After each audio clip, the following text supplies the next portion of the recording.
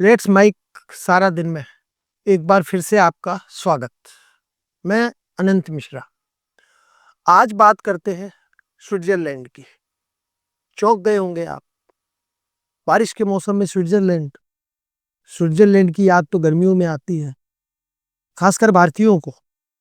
विदेश में जाना हो तो स्विट्जरलैंड, अमेरिका, दुबई, 3-4 देशों के नाम आते हैं। और भारत में घूमना हो तो गोवा, कश्मीर, केरल। आज बात स्विट्जरलैंड की इसलिए कि स्विट्जरलैंड घूमने, पर्यटन, वहाँ की हरी भरी वादियां, वहाँ के पहाड़ बर्फीले, इसके लिए तो मशहूर है ही। साथ में स्विट्जरलैंड दुनिया भर में समय की कीमत बताने वाले घड़ियों के लिए भी मशहूर है। अलग अलग ब्रांड की घड़ियां वहाँ पर बनती हैं। और घड़ियां 500, 1000, 2000 की घड़ियां नहीं, करोड़ों रुपए की घड़ियां भी वहाँ बनती हैं। विशेष डिमांड पे भी घड़ियां बनाई जाती हैं और उनकी एक स्टेटस होता है कि ये घड़ी फला सेलिब्रिटी ने पहनी।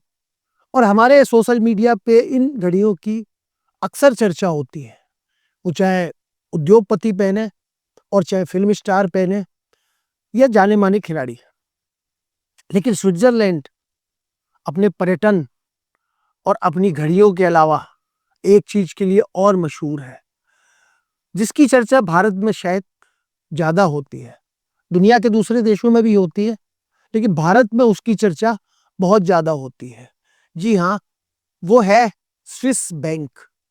स्विस बैंक का नाम आते ही आम भारतीय के मन में एक काले धन की तस्वीर उभर के आती है, क्योंकि स्विट्जरलैंड में जो बैंक है और उनमें जो पैसा जमा होता है, आम लोग अमूमन इस चीज को स्वीकार करते हैं कि जो भारतीय स्विट्जरलैंड की बैंक में अपना पैसा जमा कराते हैं, निश्चित रूप से वो काला धन होता होगा। काला धन यानी 2 नंबर की कमाई, जिसका आयकर विभाग को कोई हिसाब किताब नहीं दिया जाता। कल एक चौंकाने वाला आंकड़ा आया कि 2023 में स्विस बैंकों में भारतीयों के 11,000 करोड़ रुपए जमा थे। यह आंकड़ा कोई चौंकाने वाला नहीं है, लेकिन चौंकाने वाली बात यह है कि 2023 से 2025 के बीच 2 साल में यह रकम 11,000 से बढ़कर 37,000 करोड़ पहुंच गई। मतलब 3 गुना से भी अधिक। खबर आते ही चौंकना स्वाभाविक था कि क्या ये पैसा किसका है आखिर, और 2 सालों के अंदर 37,000 करोड़ रुपए की रकम कैसे पहुंच गई। तो जरूरी नहीं स्विस बैंक के अधिकारी मानते हैं कि ये जो जमा पैसा है 37,000 करोड़ रुपए का, ये 1 नंबर का पैसा है और भारतीय कंपनी या भारतीय व्यक्तियों का पैसा है, जिनका उनके पास पूरा हिसाब है। और जो भारतीय उस वहां पैसा जमा कराते हैं, तो मन में एक सवाल आता है, सबके आता है, कि भारत में बैंकों की कमी नहीं है। 145 करोड़ का देश है और यहाँ सैकड़ों बैंक हैं। सरकारी भी बैंक है, सार्वजनिक निगम के भी बैंक हैं और प्राइवेट बैंक भी हैं। तो जब भारत में बैंकों की कमी नहीं है, तो फिर आखिर भारतीय कंपनियां या लोग स्विट्जरलैंड में पैसा जमा क्यों कराते हैं? तो इसका सीधा सा जवाब है, एक तो जो भी आदमी बैंक में पैसा जमा कराएगा या कंपनी जमा कराएगी, उसको रिटर्न की उम्मीद होती है कि कौन सा बैंक कितने प्रतिशत ब्याज देता है, बॉन्ड में अगर पैसा लगाते हैं तो क्या होता है। और फिर ब्याज से ज्यादा, कमाई से ज्यादा सबसे बड़ी चिंता होती सुरक्षा की। तो स्विस बैंकों की दुनिया भर में साख है। 1973 1710 ईस्वी में स्विस बैंक की गठन हुआ था। स्विस बैंक खुला वहां पे स्विट्जरलैंड में, और तब उसकी कोई ऐसी साख नहीं थी। लेकिन धीरे धीरे धीरे धीरे धीरे धीरे उन बैंकों में जो लोग जमा कराते थे, उसकी साख बढ़ती गई। उनको कमाई की भी चिंता नहीं थी और उनका पैसा डूब जाएगा इसकी भी उनको चिंता नहीं थी। और सबसे बड़ी जो बात है वो ये कि स्विस बैंकों में जो पैसा होता है उसका आप गोपनीयता के मामले में और किसी देश मुकाबला नहीं कर सकता, कोई देश मुकाबला नहीं कर सकता।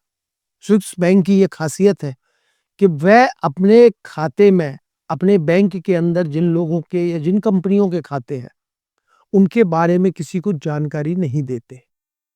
तो फिर यहीं से एक सवाल और खड़ा होता है कि अगर ये बात है तो भारत में अनेक चुनाव के मौके पर हम ये सुनते रहे कि स्विस बैंक में जमा काला धन भारत आएगा।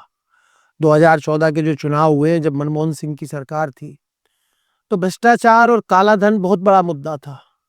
सरकार के कुछ मंत्रियों को जेल जाना पड़ा और पूरी सरकार भ्रष्टाचार के मामले में पूरी तरह घिरी हुई थी। पुलिस थानों से लेकर कोर्ट तक और कचहरी और जेल तक इसके चर्चे होते थे और कुछ मंत्रियों को अंदर जाना पड़ा। और पूरे जब चुनाव हुए 2014 के, तो भ्रष्टाचार और काला धन देश में सबसे बड़ा मुद्दा बनकर उभरा। और निसंदेह 10 साल की जो मनमोहन सिंह की सरकार थी, उनकी उपलब्धियां थी, तो 2014 के चुनाव में काम नहीं आई और 206 सीटें लेकर जो सरकार जी बनी थी कांग्रेस की, वो 44 सीटों पर आ गई। तो काले धन की चर्चा स्विस बैंक का नाम आते ही स्वाभाविक रूप से हर भारतीय के मन में आ जाती है। तो फिर सवाल खड़ा होता है कि अगर ये 37,000 करोड़ रुपया एक नंबर का है या अकाउंटेड पैसा है, तो फिर वहां काला धन जमा आखिर होता कैसे है? इसका भी तोड़ है। जो लोग वहां काला धन जमा कराते हैं, और सिर्फ भारत का नहीं, दुनिया भर के तमाम उद्योगपतियों का या राजनेताओं का पैसा वहां जमा है। तो स्विस बैंकों में जो भी लोग काला धन जमा कराते हैं, वो या तो एनआरआई के थ्रू कराते हैं, नॉन रेजिडेंट इंडियंस बन जाते हैं, या फिर फर्जी कंपनियां, शेल कंपनियां जो होती हैं, कोई मॉरिशस में खोल ली, कहीं किसी टापू में खोल ली जहां टैक्स के बारे में बहुत छूट मिलती है, और वहां वो कंपनियां बनती हैं, वहां रजिस्टर्ड होती हैं, और वहां पैसा जाता है पहला, फिर उसके बाद पैसा यहाँ आता है। तो ऐसा नहीं कि स्विस बैंकों में काला धन जमा नहीं है, भारतीयों का भी निश्चित रूप से होगा। और सही हरी सब जो पार्टियां विपक्ष में रहती हैं, उनका ये मुद्दा रहता है कि हम आएंगे तो जांच कराएंगे और वो होगा। लेकिन इतने सालों से हम लोग सुनते आ रहे हैं कि स्विस बैंक में काला धन होता है, भारतीयों का भी होगा। दावे किए जाते हैं राजनीतिक दलों द्वारा कि उनके पास सूची है और वो लेके आएंगे। लेकिन आज़ादी के 78 साल बाद हम ये सिर्फ सुनते ही सुनते आ रहे हैं। कब काला धन स्विस बैंकों से आएगा पता नहीं। तो स्विस बैंक की एक जो विशेषता बताई कि वहां पैसा सुरक्षित रहता है, साथ ही उनका आपका पैसा गुप्त रहता है, वहां नाम से पैसा नहीं होता। अकाउंट जो होता है ज्यादातर देशों में होता है नाम से, होता है व्यक्ति के नाम या कंपनी के नाम से। लेकिन वहां अगर आपके नाम से या मेरे नाम से कोई अकाउंट खुलेगा, तो वह नाम से नहीं खुलेगा, वो अकाउंट खुलेगा और उसका एक कोड नंबर होगा जो बैंक के एक दो लोगों को पता होगा या उनके सिस्टम में होगा, और दूसरा जिसने खाता खुलवाया है उसके पास वो अकाउंट कोड नंबर होगा। तो वो कोड्स के जरिए खुलेगा। बैंक में अगर कोई भी आदमी छानबीन कर ले, कुछ कर ले, तो वहां सिर्फ कोड मिलेगा। और कोड किसका है, ये गोपनीयता जो स्विस बैंक ने अपनाई है, वो उसे विशिष्ट बनाती है। तो आज चर्चा ये, और ये जो खबर आई है कि 11,000 करोड़ थे जो 2023 में, वो 37,000 करोड़ हो गए हैं। और 2006 जो अधिकृत आंकड़े हैं जो भारतीय कंपनी या भारतीय व्यक्तियों ने जमा कराए, 2006 में 69,000 करोड़ रुपया भारतीयों का सर्वाधिक स्विस बैंकों में था। उसके बाद धीरे धीरे घटता गया पैसा। जब सरकार आई, मोदी जी की सरकार आई, उसके बाद लोगों ने उसमें निकाल लिया, क्योंकि उनको डर था कि अगर एक नंबर का भी पैसा है तो कहीं जांच के दायरे में नहीं आ जाए। तो स्विस बैंक इसलिए चर्चित है क्योंकि वहां सुरक्षा है, वहां गोपनीयता है, और वहां आपके पैसे का डूबने का खतरा नहीं है। आज दूसरा मुद्दा, परमाणु बम का। जी हाँ, आज दुनिया में चर्चा है अगर, तो परमाणु बम को लेकर इजराइल और ईरान के बीच जो पिछले एक सप्ताह से युद्ध चल रहा है, उसमें मूल मुद्दा है परमाणु बम। इजराइल ने अगर ईरान पे हमला किया या अमेरिका ईरान पर हमले की तैयारी में है, तो उसका मूल मकसद है कि इन दोनों देशों को लगता है, और पश्चिम यूरोप के पश्चिमी देश को कईयों को लगता है कि ईरान उस स्थिति में पहुंच गया है जहां वो परमाणु बम का निर्माण, गठन, परमाणु बम बना सकता है सप्ताहों में। मतलब 3-4 सप्ताह में उसके पास इतना सामान पूरा जो होता है वो इकट्ठा हो गया है, और वो with in weeks, with in महीने वो परमाणु बम बना सकता है। तो जहां दुनिया में परमाणु बम की चर्चा हो रही है कि ईरान बनाए या नहीं बनाए, वहीं एक खबर निकल के आई है, उसमें ये बताया गया है कि भारत में जो 2020-22 तक 164 परमाणु बम थे, वो अब बढ़कर 180 हो गए हैं। मतलब पिछले 3-4 सालों में भारत ने 16 परमाणु बम का निर्माण किया, 16 परमाणु बम बनाए, और अब वो संख्या 180 तक पहुंच गई है। सवाल उठता है कि जब 1945 में हिरोशिमा और नागासाकी में परमाणु बम गिराए गए, और उसके बाद आज लगभग 80 साल हो गए, 8 दशक, और कहीं कोई परमाणु बम नहीं गिरा। बहुत से युद्ध हुए, अमेरिका का वियतनाम के साथ भी हुआ, भारत का पाकिस्तान के साथ भी हुआ, दक्षिण कोरिया के भी हुए, इजराइल के भी कुछ युद्ध हुए, रूस का भी युद्ध चल रहा है, अफगानिस्तान भी लंबे समय तक हिंसा का, आतंकवाद का शिकार रहा, वहां रूस और अमेरिका दोनों ने दखल दिया, लेकिन किसी भी देश में परमाणु बम गिराने की नौबत नहीं आई। तो आखिर ये जो देश है, जब 80 साल से कोई परमाणु बम नहीं बना, और बहुत से देशों ने पहले परमाणु बम का उपयोग नहीं करने की संधि कर रखी है, भारत भी उसमें है। भारत ने कहा कि हम पहले कभी परमाणु बम नहीं चलाएंगे, लेकिन अगर किसी ने चलाया तो आत्मरक्षा में हमको भी चलाना पड़ेगा। तो जब पाकिस्तान के पास 170 परमाणु बम है और भारत परमाणु बम का बना रहा है, तो क्यों आखिर भारत परमाणु बम बना रहा है? क्या भारत के सामने पिछले सालों, पिछले दशकों के मुकाबले इस समय खतरा ज्यादा है? भारत को सुरक्षा की चिंता ज्यादा है? जी हाँ, हम सब जानते हैं कि भारत का चीन के साथ और फिर पाकिस्तान के साथ 2 बार युद्ध हो चुका है। एक बार करगिल की झड़प और एक बार अभी पहलगांव घटना के बाद हो चुकी है।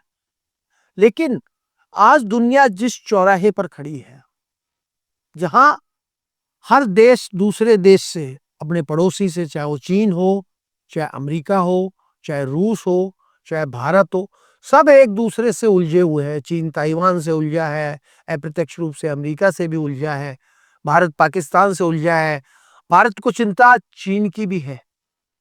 चीन, भारत के पास अगर 180 है, तो चीन के पास 600 से ज्यादा परमाणु बम है। 600 परमाणु बम चीन के पास, और पाकिस्तान के पास 170 परमाणु बम। मतलब 770 परमाणु बम उन दोनों देशों के पास है, जो भारत जिनकी सीमा लगती हुई है, और भारत के अभी प्रबल जिनको शत्रु माना जा सकता है। तो दुनिया जब एक तरफ परमाणु बम को रोकने की बात कर रही है, ईरान में झगड़ा इसी बात का है कि परमाणु बम नहीं बनाया जाए, हम नहीं बनने देंगे। देखिए, एक तरफ दुनिया में 11,000 से ज्यादा परमाणु बमों का जखीरा मौजूद है, और जो 10 देशों के पास परमाणु बम है, वो लगातार इस कोशिश में है कि वो जो परमाणु बम को हम कैसे और आगे बढ़ाएं।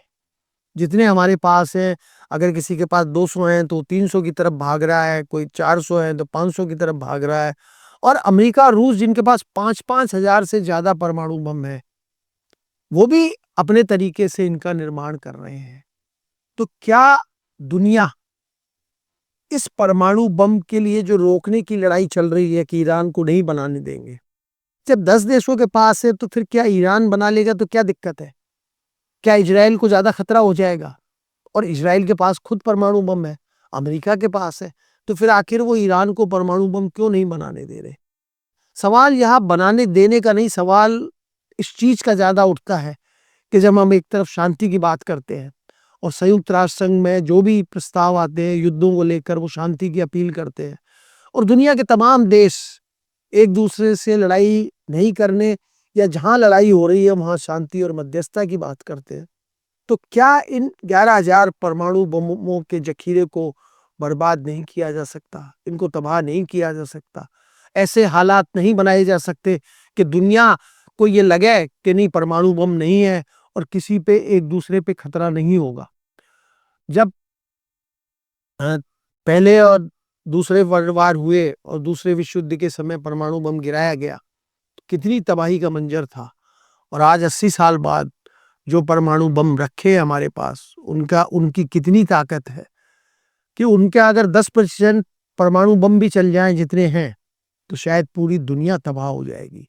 तो हम एक तरफ प्रगति की बात कर रहे हैं, हम एक तरफ विस्तार की बात कर रहे हैं, एक तरफ हम शांति की बात कर रहे हैं, लेकिन दूसरी तरफ छोटे छोटे मुद्दों को लेकर जिस तरह के युद्ध हो चल रहे हैं और वो युद्ध महायुद्ध में बदलने की तैयारी में है, तो ये भारत के लिए भी सोचने की बात है, दुनिया के लिए भी सोचने की बात है, और खासकर उन देशों की जो दुनिया में अपनी चौधराहट करना चाहते हैं। और अमेरिका भी है उसमें, चीन भी है, रूस भी है, नाटो भी है, और तमाम G7 जितने भी संगठन जो बने हुए हैं, इन सबकी सामूहिक जिम्मेदारी बनती है कि दुनिया जहां तक पहुंच चुकी है, उसके आगे दुनिया को हम विध्वंस के रास्ते पर नहीं ले जाएं। हम ये दृढ़ प्रतिज्ञ हों कि दुनिया को शांति के माहौल में, जो परमाणु बम हथियारों में पैसा लगता है, उसका अगर हम विकास की तरफ ध्यान दें, भारत, पाकिस्तान, बांग्लादेश, छोटे छोटे बहुत से देश है जहाँ मूलभूत समस्याएं अलग है, तो अगर हम उनकी तरफ ध्यान दें तो शायद हम दुनिया को नया संदेश दे सकते हैं। और परमाणु बम रोकने के लिए सबसे ज्यादा पहल उन देशों को करनी होगी जिनके पास सबसे ज्यादा परमाणु बम है। वो अगर आगे आकर यह घोषणा करते हैं, ऐलान करते हैं कि हम अपने परमाणु बम समाप्त कर रहे हैं, सारे देश परमाणु बम समाप्त करें, तो शायद किसी देश को परमाणु बम बनाने की जरूरत नहीं पड़ेगी। और आज तीसरा मुद्दा बिहार का। जी हाँ, बिहार जहां चुनाव होने वाले हैं 3 महीने बाद, और आज प्रधानमंत्री नरेंद्र मोदी ने पिछले 2 महीने में बिहार की तीसरी यात्रा की। पिछले 3 बार के जो दौरे हैं उनके, जब पहलगांव में घटना हुई थी अप्रैल के आखिर में, उसके दूसरे दिन मोदी जी वहां थे, उसके बाद अभी मई में भी वहां गए वो, और अब जून में उन्होंने, और ताबड़तोड़ परियोजना है, सड़क परियोजना है, रेल परियोजना है, और उनका उद्घाटन कर रहे हैं। बहुत से राजनीतिक दल जो भारतीय जनता पार्टी के विरोध में खड़े हैं, उनका मानना है कि प्रधानमंत्री इन सरकारी यात्राओं का उपयोग अपने चुनाव प्रचार के लिए कर रहे हैं। ये उनका आरोप हो सकता है, लेकिन जितनी भी देश में सरकारें रही हैं, जितने भी प्रधानमंत्री रहे हैं, सबने चुनाव की जो आचार संहिता लगने से पहले हर राज्यों में कार्यक्रम किए हैं। और विपक्ष तो भारतीय जनता पार्टी को एक तरीके से चुनावी मशीन कहता है कि एक चुनाव खत्म नहीं हुए और दूसरे चुनाव में जुट जाते हैं। अभी बिहार में विधानसभा के चुनाव की आचार संहिता लगने में लगभग 3 महीने का समय है, लेकिन प्रधानमंत्री अभी से इतने एक्टिव है, और 3 महीने में वो कितनी रैलियां, कितने चुनाव के जो परियोजनाएं हैं, विकास की जो परियोजनाएं हैं, उनके बारे में शिलान्यास करेंगे, घोषणाएं करेंगे। और विपक्ष को इस बात की चिंता सता रही है कि कहीं प्रधानमंत्री की ये जो रैलियां हैं, ये इससे प्रभावित होकर लोग वोट में नहीं बदल जाए। निश्चित रूप से देखना एक और समझना विपक्ष के लिए इस चीज का जरूरी है कि 2014 से पहले जो भारतीय जनता पार्टी राजस्थान, मध्य प्रदेश, छत्तीसगढ़, गुजरात, उत्तर प्रदेश, इन राज्यों की पार्टी मानी जाती थी, वो पार्टी कैसे महाराष्ट्र में अपनी सरकार बनाती है, अपना मुख्यमंत्री बनाती है, कैसे 3 बार से हरियाणा में उनकी सरकार बन रही है और उनका मुख्यमंत्री बन रहा है। कल्पना नहीं की जा सकती थी कि भारतीय जनता पार्टी कभी असम, उड़ीसा या त्रिपुरा में भी अपनी सरकार बनाएगी। सपना लगता था 15 साल पहले, लेकिन आज असम में 2 बार से भारतीय जनता पार्टी की सरकार बन रही है, त्रिपुरा में 2 बार से भारतीय जनता पार्टी की सरकार बनी और अभी उड़ीसा में पिछले लोकसभा चुनाव के साथ सरकार बनी। तो ये भारतीय जनता पार्टी की जो कसक है कि बिहार में उनका मुख्यमंत्री नहीं बन पाया, प्रधानमंत्री नरेंद्र मोदी विभिन्न सार्वजनिक कार्यक्रमों के जरिए, शिलान्यास के जरिए, उद्घाटन के जरिए और योजनाओं परियोजनाओं को लोगों के बीच ले जाकर जिस तरह से बिहार के लोगों के बीच में एक पैठ बना रहे हैं, वो निश्चित रूप से उसको उनका फायदा मिलेगा कि नहीं मिलेगा, ये चुनाव नतीजों के बाद देखने को मिलेगा। क्योंकि बहुत से राज्यों में प्रधानमंत्री ने पहले भी सरकारी योजनाओं का उद्घाटन किया, शिलान्यास किया, रैलियां की, लोगों के बीच गए, लेकिन उनको प्रत्याशित नतीजे नहीं मिले। बंगाल उसका उदाहरण है, तमिलनाडु उसका उदाहरण है, केरल उसका उदाहरण है। पिछली बार हिमाचल प्रदेश में भारतीय जनता पार्टी हार गई, कर्नाटक में हार गई। तो प्रधानमंत्री अपनी पार्टी के लिए जिन भी सरकारी, इसको पार्टी का कार्यक्रम नहीं कह सकते, ये सरकारी कार्यक्रम हो रहे हैं, लेकिन विपक्ष को लगता है कि इन सरकारी कार्यक्रमों के माध्यम से भी प्रधानमंत्री जनता को अपनी तरफ आकर्षित कर सकते हैं और उसका लाभ भारतीय जनता पार्टी को मिलेगा। अब भारतीय जनता पार्टी को इसका लाभ मिलेगा या नहीं मिलेगा, ये बिहार चुनाव के नतीजे बताएंगे। लेकिन हाँ, ये निश्चित तौर पे कहा जा सकता है कि प्रधानमंत्री अपनी पार्टी को मजबूत बनाने के लिए, विकास योजनाओं को जन जन तक पहुंचाने के लिए जितने भी साधन संसाधन जो सरकार लगाती है, उसका प्रचार प्रसार करने में कभी पीछे नहीं रहे। धन्यवाद। आप सुन रहे थे let's mike more than radio. Follow कीजिए हमें हमारे सोशल मीडिया प्लेटफॉर्म्स पर। It's time for news. It's time for more than radio. Presenting the first radio news app, Let's Mic. Let's Mic, a news-based app on your phone where you get to watch and listen news, talk shows, interviews, radio show podcasts. On Let's Mic, you get all relevant information of TV, print, radio, podcast, and digital. Let's Mic talks about every segment of life.